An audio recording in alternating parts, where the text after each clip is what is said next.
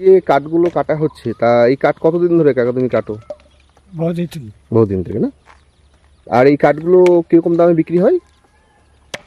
এটা বললাম 100 টাকা। মানে 100 টাকা বোঝা নাকি? ওটাকে ভার বলে?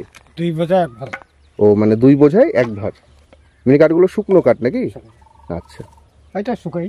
আচ্ছা, এই কাঠগুলো কিভাবে পাও তুমি? আনো কি করে? আগে কোনো রকম করে পারফেক্টলি মানে জঙ্গল থেকে যারা ওই কাঠ মাঠ সংগ্রহ করে জীবিকা নির্বাহ করে ওরকম কাঠ সংগ্রহ করে আনতে হয় আর কি। আর এগুলোই বিভিন্ন দোকান টোকানগুলোতে বা স্কুলে মিড ডে মিলে রান্নার কাজে। আর যারা টাকা পেমেন্ট করে কি নগদ টাকা দিয়ে দেয় নাকি? তো প্রতিদিন কিরকম কাজ হয় তাও? ওই শক্তির উপর সব নির্ভর, কোনোদিন 100, কোনোদিন 150, ও 200। মানে 100 150 200 এরকম কাজ হয়। কি নাম কাকা তোমার? মারবালি। আচ্ছা, আর এই গ্রামটার নাম? মধ্যনাথ হলি।